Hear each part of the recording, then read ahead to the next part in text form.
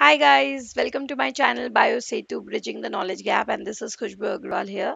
So today in this video हम लोग discuss करने वाले हैं time management during CSI exam कि एग्जाम के दिन एग्जाम के टाइम पर उन 3 घंटों को हम लोग किस तरह से मैनेज करें ताकि हमें टाइम के लिए पैनिक नहीं करना पड़े एग्जाम में। और ये बहुत बहुत इंपॉर्टेंट चीज़ है बिकॉज बहुत सारे ऐसे लर्नर है जो टाइम के वजह से बहुत सारे क्वेश्चंस को अटेम्प्ट नहीं कर पाते हैं या टाइम की वजह से वो क्वालिफाई नहीं कर पाते हैं जस्ट बिकॉज वो टाइम के साथ कोप अप नहीं कर पा रहे because time and tide waits for none भी हम लोग को पता है। तो टाइम किसी के लिए नहीं रुकेगा, हमें टाइम के हिसाब से चलना है। तो उसके लिए ये इमीडिएटली ऐसा नहीं है एग्जाम हॉल में बैठकर आप स्ट्रैटेजी उस समय प्लान करो। दिस इज समथिंग जिसका डिसीजन आपको पहले लेना है, जिसका स्ट्रैटेजी आपको पहले बनाना है एंड देन ओनली हम लोग एग्जाम हॉल में इसके बारे में एग्जाम हॉल में इसको इनकॉर्पोरेट कर पाएंगे। एंड दैट टू आप ये जो स्ट्रैटेजी बना रहे हो उसको अपने प्रैक्टिस के दौरान भी यूज करने का कोशिश करें। जब आप प्रैक्टिस करेंगे, पीवाई क्यूज बनाएंगे, जब मॉक टेस्ट देंगे, तो उस समय आप क्या करो, इस टाइम मैनेजमेंट ट्रिक को आप यूज करके देखिए कि कितना ये फ्रूटफुल है, काम कर रहा है या नहीं, या इसमें अगर कुछ इधर उधर आपको करना है तो आप कर सकते हैं। तो आप trial and error method use करके आप उसको परफेक्ट कर सकते हैं सो दैट आप एग्जाम हॉल में जाकर के एक परफेक्ट स्ट्रैटेजी के साथ आप एग्जाम हॉल में उन 3 घंटों को यूटिलाइज करें। बिकॉज क्या होता है कि सबके लिए सब तरह के स्ट्रैटेजी काम नहीं करता। बिकॉज हो सकता है मेरे लिए जो स्ट्रैटेजी काम करे वो आपके लिए उतना ज्यादा परफेक्ट नहीं हो, तो you can modify your strategy according to that, according to your preferences।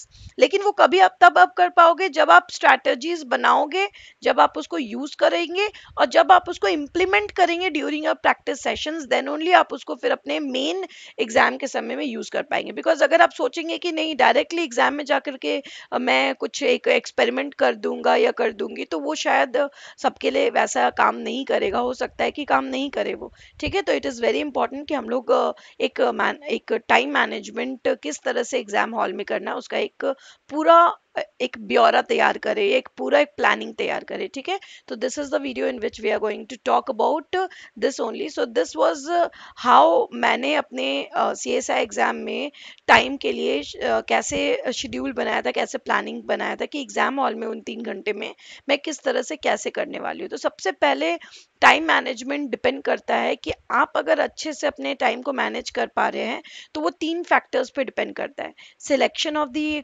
Section, जब जो किस सेक्शन को आप पहले करोगे किसको बाद में करोगे, that is the sequence of the section selection. उसके बाद हमारा आता है distribution of time in each section, आप हर एक सेक्शन में कितने कितने समय डिस्ट्रीब्यूट कर रहे हैं, कितना टाइम आप किस सेक्शन में इनकॉर्पोरेट करने वाले हैं। एंड उसके बाद आता है थर्ड हमारा सिलेक्शन ऑफ द क्वेश्चन। ये 3 एस्पेक्ट जो है यही आपके टाइम मैनेजमेंट के ऊपर डील करेगा कि आप ये इन 3 एस्पेक्ट को कितने अच्छे से डील कर रहे हो। आप इन तीनों चीजों के ऊपर जितने अच्छे से काम कर पाएंगे आप अपने टाइम के साथ कोप अप कर पाएंगे और टाइम के साथ साथ चलेंगे। ठीक है, तो सबसे पहला आता है सिलेक्शन ऑफ दी सेक्शन कि कैसे हम लोग किस सेक्शन को पहले करें, किस सेक्शंस को बाद में करें। हो सकता है हर एक का प्रायोरिटीज अलग अलग हो सकता है, बट अकॉर्डिंग टू माई मेरा जो भी एक्सपीरियंस रहा है या मेरा जो भी स्ट्रैटेजी रहा है उसके हिसाब से I prefer section B and then go for section C and then go for section A. ठीक है, तो section B then section C and then section A, ये सीक्वेंस को हम लोग फॉलो कर सकते हैं। और क्यों ऐसा करना चाहिए, मुझे क्या लगता है कि क्योंकि सेक्शन बी हमें पता है is a memory based section जहाँ पे आप बहुत ज़्यादा ये सोच नहीं सकते हैं या बहुत ज़्यादा एक्सपेरिमेंटल क्वेश्चंस नहीं आते हैं। सेक्शन बी के क्वेश्चंस डायरेक्ट क्वेश्चंस टाइप के होते हैं जिसमें अगर आपको आता है तो आप कर दोगे, नहीं आता है तो कुछ नहीं कर पाएंगे हम लोग। ठीक है, तो सेक्शन बी के क्वेश्चंस को में बहुत टाइम नहीं लगता है। आप उसके सेक्शन बी में क्या 1 मिनट या मैक्सिमम 2 मिनट में एक क्वेश्चंस को डेडिकेट कर सकते हैं एंड उस हिसाब से हम लोग कर सकते हैं। क्योंकि अगर आपको आता है तो इमीडिएटली यू विल आंसर, नहीं आता है तो कितना भी आप सोचेंगे, अगर आपने नहीं पढ़ा है मेमोरी बेस्ड क्वेश्चन में आप सोच के याद नहीं कर सकते हैं, वो तो तुक्काबाजी हो जाएगा जो कभी भी हमें एग्जाम में नहीं करना है।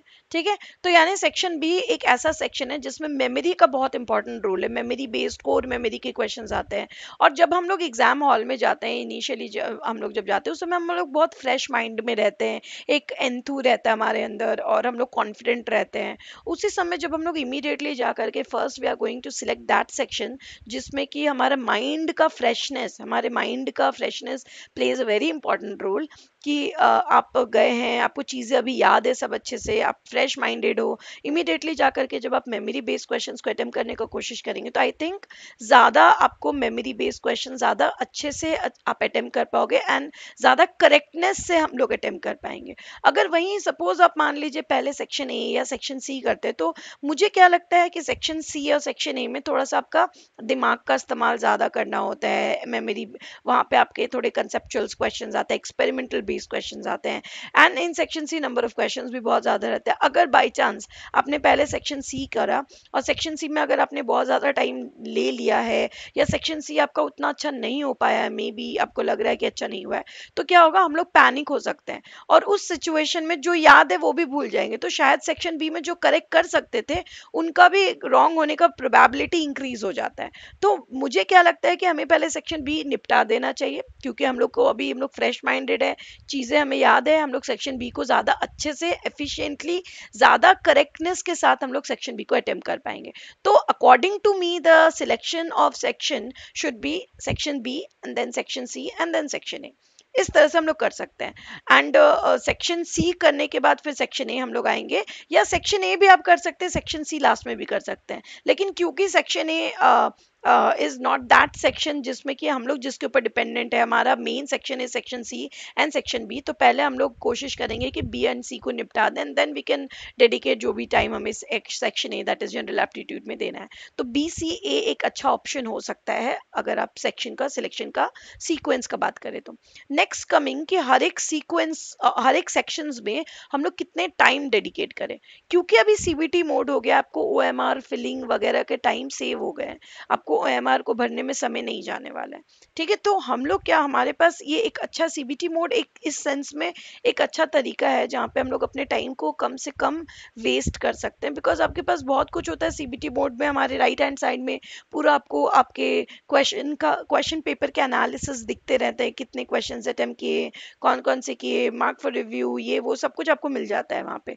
तो एक तरह से इस सेंस में CBT mode is better mode. Okay, तो नाउ हम लोग अगर टाइम का बात करें तो सेक्शन बी में according to me 45 minute should be the maximum time जो आपको डेडिकेट करना चाहिए सेक्शन बी में। 45 मिनट से ज़्यादा टाइम उसमें नहीं डेडिकेट करना चाहिए, बिकॉज सेक्शन बी में आपको मैक्सिमम 35 क्वेश्चंस करने हैं। एंड 35 क्वेश्चन को करने के लिए अगर आप हर एक क्वेश्चन में कुछ क्वेश्चन ऐसे होते हैं जो इमीडिएट करने वाले, जो बिल्कुल मेमोरी बेस्ड होते हैं, इमीडिएट आता है तो तुरंत आप कर दोगे, अदरवाइज उसमें बहुत ज़्यादा टाइम वेस्ट करके कोई कुछ नहीं होने वाला है। तो 45 मिनट, कुछ क्वेश्चन ऐसे होंगे जिसमें 2 मिनट लग जाएगा, 1.5 मिनट लग जाएगा, तो based on that 45 minute time is the best time जो आप सेक्शन सी बी में डेडिकेट कर सकते हैं। उसके बाद आप अगर कुछ आपको ऐसा लग भी रहा है कि और थोड़ा टाइम देना है, बट आई विल सजेस्ट कि थोड़ा होल्ड करके हम लोग आगे बढ़ जाएंगे। 45 मिनट स्ट्रिक्टली आप मेंटेन कर दो सेक्शन बी के लिए। एंड देन सेक्शन सी एक ऐसा सेक्शन है जहाँ पे आपको सब मैक्सिमम टाइम सेक्शन सी के लिए हमें देना है, तो 1.5 आवर्स 90 मिनट्स हमें सेक्शन सी को देना ही होता है, बिकॉज नंबर ऑफ क्वेश्चंस बहुत ज़्यादा है 75, जिसमें आपको 25 सिलेक्ट करने हैं।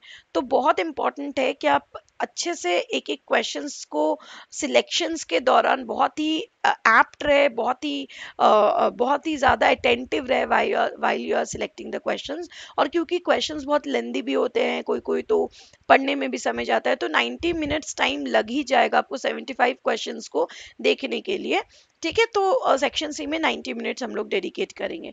तो और सेक्शन ए के में हम लोग आते हैं, तो सेक्शन ए में आने के बाद आप सेक्शन ए को 20 से 30 मिनट दे सकते हैं, based on your preparation, based on आपको सेक्शन ए में कैसा कितना आपका, अगर आप बहुत स्ट्रांग है सेक्शन ए में भी आप आराम से 30 मिनट दे के अच्छे से कर सकते हो उसे। पर आपको ऐसा लग रहा है कि सेक्शन ए में मैं उतनी स्ट्रांग नहीं हूँ या नहीं हूँ, तो आप लोग फिर क्या कर सकते हो, आप ज़्यादा टाइम नहीं डेडिकेट करके जो इजी क्वेश्चंस है सेक्शन ए के, जो बिना किसी रिस्क के, देखिए सेक्शन ए में सबसे ज्यादा वन पॉइंट जो हमें ध्यान रखना है, नेगेटिव नहीं करना है। सेक्शन ए अगर कुछ दे नहीं तो हमसे लेना भी नहीं चाहिए, ठीक है। तो जिनका अच्छा है उनके लिए तो अच्छी बात है कि सेक्शन ए उनको सपोर्ट करने वाला है, बट जिनका थोड़ा वीक है उनको ये चीज पे ध्यान रखना है कि सेक्शन ए में नेगेटिव नहीं करना है, अननेसेसरी आपको लग रहा है और मार देना है, ये कोई बुद्धिमानी नहीं है। तो सेक्शन ए में हम लोग 20 से 30 मिनट मैक्सिमम देंगे, उससे ज्यादा नहीं देंगे। और आपके पास जो बच जाते हैं उसके बाद टाइम जो 15-20 मिनट बच जाएगा, उसको कोशिश करिए कि जो आपने ग्रीन मार्क किया, दैट मीन जिस जिस जिस क्वेश्चन को आपने फाइनली सिलेक्ट किया आंसर करने के लिए, उनको फिर से एक बार रिव्यू करते चले जाए। क्योंकि होता क्या है, बहुत बार जिन क्वेश्चंस में हम लोग थोड़े कॉन्फिडेंट रहते हैं, या जो क्वेश्चन आपको ऐसा लग रहा है कि आपको आता है, हम लोग जनरली गलती वहां पे करते हैं ओवर कॉन्फिडेंस में आके कि हाँ ये तो मुझे आता है या ये तो आता है। और तो क्या होता है, ऑप्शन सिलेक्शन में मे बी हमसे गलती हो जाता है। क्योंकि बहुत बार क्या होता है, बहुत सारे ऐसे लर्नर होते हैं जो ऑप्शंस आते हैं वहां पे वो इस तरह के आते हैं, ABCD, इस पैटर्न में हमारे जो क्वेश्चंस में ऑप्शंस होते हैं। तो बहुत सारे लर्नर क्या मिस्टेक करते हैं, जो मेरा एक्सपीरियंस है मेरे लर्नर से इंटरेक्शंस के बाद, ABCD वो इस तरह का गलती कर देते हैं। एंड अगर उनको बी मार्क करना होता है, उनको अगर बी मार्क करना होता है तो वो गलती से सी मार्क कर देते हैं, या सी मार्क करना है तो बी मार्क कर देते हैं। तो इस तरह का मिस्टेक कर देते हैं, वो AC को बी कंसिडर कर लेते हैं। बहुत बार ऐसा मिस्टेक बहुत सारे लर्नर से होता है, जो आता हुआ क्वेश्चन जस्ट बिकॉज उन्होंने ऑप्शन गलत चुन लिया उस वजह से उनका गलती हो जाता है। और कभी कभी हम लोग हड़बड़ी में BD में भी कंफ्यूजन हो जाता है। तो इसीलिए जब फाइनल आप जो आंसर दे रहे हैं, लास्ट के 15-20 मिनट आपको रखना ही है अपने पास टू चेक वंस कि जिस क्वेश्चन को आपने फाइनली आंसर किया है, जिसको आपने फाइनली सिलेक्ट किया है, वो आपका जो आप चाह रहे थे वही आंसर किया है या नहीं किया है। ऐसा नहीं है कि आप चाह कुछ और रहे थे, गलती से गलत मार्क हो गया, ठीक है। हड़बड़ी में गड़बड़ी नहीं करना है, ठीक है। तो we need to check that, तो उसके लिए हमें लास्ट का 15-20 मिनट डेडिकेट करना है, ठीक है। जब आप टाइम को प्रॉपरली मैनेज करके चलेंगे तो आपके पास आराम से बच जाएगा समय जिसमें आप रिव्यू कर सकते हो, ठीक है। दिस इज इंपॉर्टेंट, और ये डेफिनेटली प्रैक्टिस से ही आएगा। ड्यूरिंग योर प्रैक्टिस, अभी जब आप प्रैक्टिस कर रहे हो, टाइम बेस्ड प्रैक्टिस करने का कोशिश करिए, एंड सेम स्ट्रैटेजी को फॉलो करिए अभी भी। अब आप देखोगे कि हो सकता है शुरुआत में आप नहीं कर पाएंगे, शुरुआत में क्वेश्चंस छूट जाएंगे प्रैक्टिस के दौरान, लेकिन विथ 8 और 9 क्वेश्चन तक आप फील करोगे कि नहीं, आपका स्पीड इन्हांस हो रहा है, एंड आपके पास समय बचने लग गया है, या मे बी आप 2.5 घंटे में कंप्लीट करने लगे हो। तो आप डेफिनेटली ये एक बार में या 2 बार में नहीं होगा, इसके लिए प्रैक्टिस का जरूरत है। दैट इज वाई हम लोग बोलते हैं practice is very very important. तो कोशिश करिए प्रैक्टिस करने का, मोर नंबर ऑफ PYQs वाले को आप ले लीजिए, 10 years PYQs, time based practice पे ध्यान दीजिए, एंड कोशिश करिए कि यही सेम स्ट्रैटेजी को फॉलो करके आप क्वेश्चंस को सॉल्व करने के लिए जाए, ताकि आपको पता चले कि किस तरह से वर्कआउट कर रहा है ये, और कुछ इधर उधर चेंजेस क्रिएट करना है तो वो भी आप कर सकते हैं with practice, with trial and error method, ठीक है। उसके बाद आपको पता चलेगा कि आपका स्पीड इनहांस हो रहा है, एंड उसके बाद 8-9 टेस्ट सीरीज करने के बाद you will come to know कि नहीं, आपका स्पीड काफी अच्छा हो गया एंड आप आराम से कर पाओगे, ठीक है। तो ये बहुत ही, ये ट्रायल एंड टेस्टेड स्ट्रैटेजी है जो मैंने खुद ने फॉलो किया था, एंड मुझे बहुत हेल्प हुआ था टाइम के साथ कोप अप करने ड्यूरिंग एग्जाम। तो this is very very important. Third point हमारा आता है सिलेक्शन ऑफ क्वेश्चन। बहुत बार ऐसा होता है कि हम लोग टाइम तो फिक्स कर देते, 45 मिनट बी को देंगे, 90 मिनट सी को देंगे, हम लोग फिक्स तो कर देते, बट बहुत बार ऐसा होता है कि हम लोग कोई कोई ऐसे क्वेश्चंस होते हैं, जैसे सपोज आपने मान लीजिए बायोकेमिस्ट्री आपने पढ़ के गए हो, बायोकेमिस्ट्री, कुछ बायोकेमिस्ट्री से रिलेटेड कुछ क्वेश्चन आया, आप वो पढ़ रहे हो बट आपको आंसर नहीं आ रहा है, बट जस्ट बिकॉज आपने वो टॉपिक पढ़ा है ना, आपको लग रहा है कि नहीं आ जाएगा और पढ़ेंगे, आ जाएगा और पढ़ेंगे, आंसर आ जाएगा, एंड उसमें आप अननेसेसरी टाइम वेस्ट करते चले जा रहे हो। तो selection of question is also very important. जहां आपको लग रहा है लेंदी क्वेश्चन है, आपका समय खा रहा है वो क्वेश्चन, या आपके जो भी प्लानिंग्स है उसको वो खराब कर रहा है, अवॉइड दैट क्वेश्चन। बहुत सारे क्वेश्चंस है करने को, या उसको आप लास्ट में डील कर सकते हैं। वैसे क्वेश्चन जो आपको लग रहा है अटक गए हो आप, अटकना नहीं है, आप आगे बढ़ते जाइए। तो selection of question is going to play also very important role. अब जब सेक्शन सी जनरली, क्योंकि 75 में 25 सिलेक्ट करना है, तो वहां पे सिलेक्शन बहुत इंपॉर्टेंट रोल प्ले करता है। तो वहां पे जब सिलेक्शन का बात आ रहा है, तो 75 क्वेश्चन, पूरे के पूरे 75 क्वेश्चन को पूरा A to Z तक पढ़ना इज नॉट पॉसिबल। तो ऑब्वियसली जब आप 13 यूनिट जो हमारे CSR के सिलेबस के हैं, तो आपने ऑब्वियसली आपके पास कुछ सिलेक्टेड यूनिट्स आपने लाइक 9 या 10 यूनिट आपने पढ़ा होगा, कुछ यूनिट को आपने नहीं पढ़े होंगे।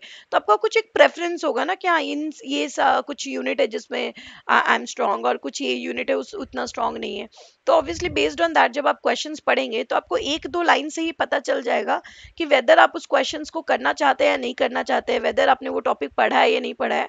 तो अननेसेसरी वैसे क्वेश्चंस को पढ़ के टाइम वेस्ट नहीं करना है, आगे बढ़ते जाना है। उसके बाद आता है कि कुछ ऐसे टाइप के क्वेश्चन आते हैं like match the column type के क्वेश्चंस जो होते हैं, that match the column type of question को आप बोल सकते हैं एक बहुत ही अच्छा टाइप का क्वेश्चन होता है स्टूडेंट के कॉन्टेक्स्ट में।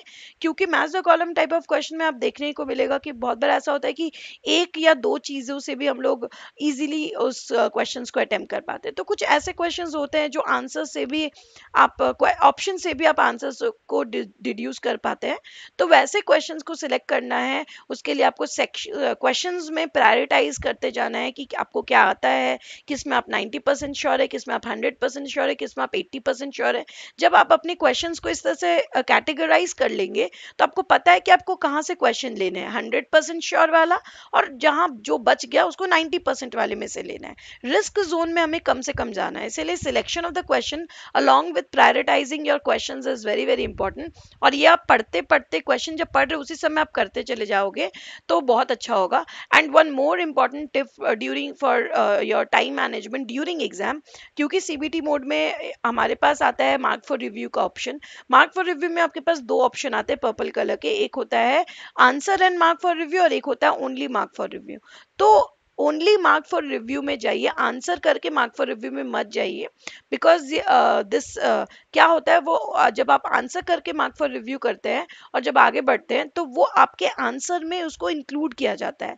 जैसे आप 75 सेक्शन सी में हमें 25 क्वेश्चन करना है, मान लीजिए आप 100 क्वेश्चन तक पहुंचे और आपने ऑलरेडी 25 क्वेश्चन अटेम्प्ट कर लिए, मतलब किसी को आपने 100% श्योर करके किया है, किसी को आपने answer and mark for review करके किया है। तो अगर आपने 25 क्वेश्चन अटेम्प्ट कर लिए हैं तो आपको अब आगे क्वेश्चन पेपर आपका आगे शिफ्ट नहीं होगा अनलेस एंड अनटिल आप वापस से उन क्वेश्चंस जो आपने आंसर किए हैं उनको दोबारा देखो, उनको हटाना है तो हटाओ, और उनको मार्क फॉर रिव्यू से हटा के आंसर करना है तो करो। मतलब आपको दोबारा वहां जाकर के उनको दोबारा देखना पड़ेगा। तो अगर आप 25 क्वेश्चन अटेम्प्ट कर चुके हैं answer and answer plus mark for review वाला, तो आप आगे नहीं जा पाओगे। लेकिन आपने सिर्फ अगर रिव्यू रखा है तो आपको ये चीज प्रॉब्लम नहीं आएगा, आपका अटकेगा नहीं क्वेश्चन, आप आगे बढ़ पाओगे। तो उस बेसिस पर आपने रिव्यू में जो जो क्वेश्चंस रख रहे हैं आप वहीं पर अपने रिव्यू के हिसाब से अपने रफ पेज में, जो हमें रफ पेज प्रोवाइडेड होता है, आप उसमें कॉलम में अपने प्रायोरिटाइज कर सकते हैं अपने क्वेश्चंस को बेस्ड ऑन कौन से क्वेश्चन में आप ज़्यादा श्योर थे, किस में कम श्योर थे, ताकि जब फिर दोबारा जब सिलेक्शन के लिए जाए तो ज़्यादा श्योर वाले को आप पहले चेक करें रादर देन जिसमें कम श्योर थे। तो इस तरह से हम लोग प्रायोरिटाइज कर सकते हैं अपने क्वेश्चन पेपर को based on your knowledge, based on your preferences. ठीक है, तो this was the time management tips for during the exam for your CSR upcoming exam. So hopefully ये टिप आपको काम करेगा। आई विल रिकमेंड कि आप अपने प्रैक्टिस के दौरान इन टिप्स को यूज करने का कोशिश करें एंड उसको यूज करते करते आपको एक हैबिट डेवलप हो जाएगा एंड तभी आप एग्जाम में उसको अच्छे से एफिशिएंटली यूज कर पाएंगे और आपको ये रिजल्ट शो करेगा। Okay, so all the very best guys and don't forget to subscribe to my channel, like share if you like, like करिए, शेयर करिए, सब्सक्राइब करिए मेरे चैनल को, अपने फ्रेंड्स के साथ शेयर करिए, उनको भी बोलिए सब्सक्राइब करें एंड बेल आइकन को क्लिक करिए to stay connected to get the notification of all my videos which I'll be uploading. Okay, so thank you guys, thank you very much and all the best.